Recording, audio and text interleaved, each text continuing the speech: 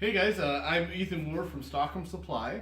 I got an email from Earl, and he bought some of these zero clearance inserts for his bandsaw from us, and he's just wondering the best way to cut the slot for the bandsaw blade.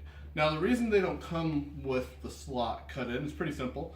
Not all bandsaws are made equal. A lot of times that blade may be a 1/4 inch off center of where it goes through the table. So just to account for that, they're zero clearance inserts, so you want that blade to be right where it's sitting so you don't have little pieces falling through. So first thing we're going to do, I have my original insert in here. Not ideal for when I want to make small scroll saw type pieces because my little pieces may fall in there and jam up on the blade. So I'm going to want a zero clearance insert. But I'm going to use this insert to mark it. Alright, so we're going to mark this insert where the back of this blade sits. So I got my thrust bearing set up, so I know this is approximately where my blade is going to sit. So I'm just going to get a ruler just to get an idea here, and I'm just going to mark it. I got a gray magic marker here. It's a little bit more visible than a black magic marker. So I'm going to go a little bit beyond that. That way I'll have a little bit extra clearance. Okay, so there's my mark here. Now if we get real close with the camera, you can see on my bandsaw, that blade is basically perfect. It's a higher end bandsaw, so if this blade was one direction or the other, I'd have to compensate for that. But I can basically just mark this and follow that line right down the center. So we'll pop this insert out here. I'm going to lay it on top of my insert here.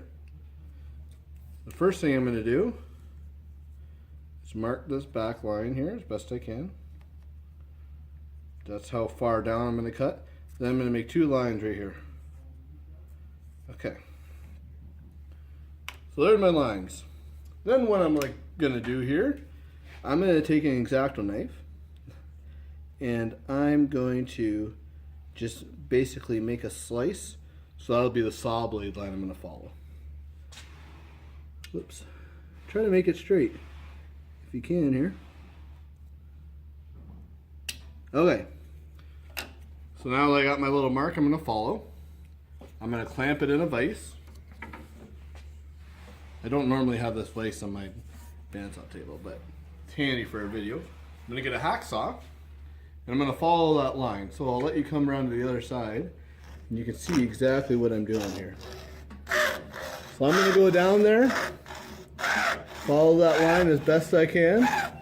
It doesn't have to be perfect because the blade will do a little bit of the clearance on its own, but just go down there.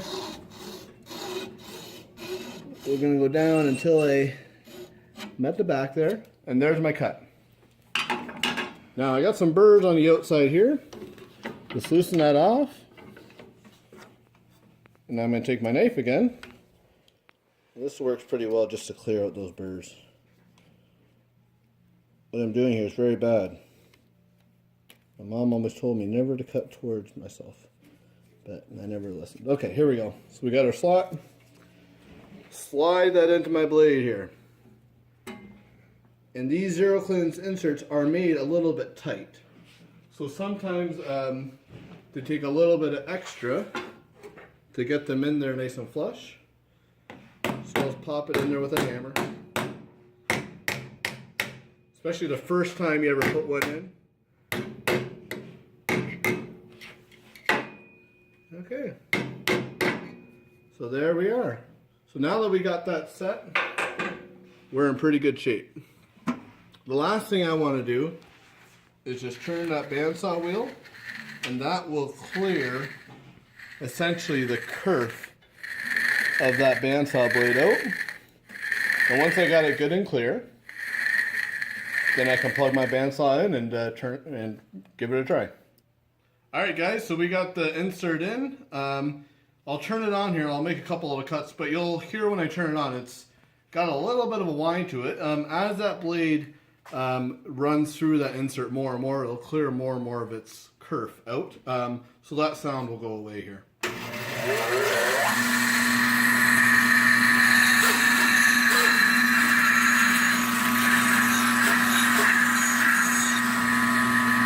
There's no worry about things falling through.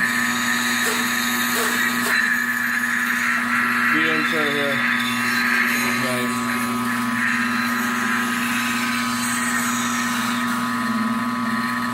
Oh yeah, that's how you put the slot in your bandsaw insert. It's pretty simple, but there's a couple different ways to do it. That's how I prefer to do it there. So if anybody else has any other questions, let me know. You can email me at info@stockmansupply.com or comment on this video. Thank you.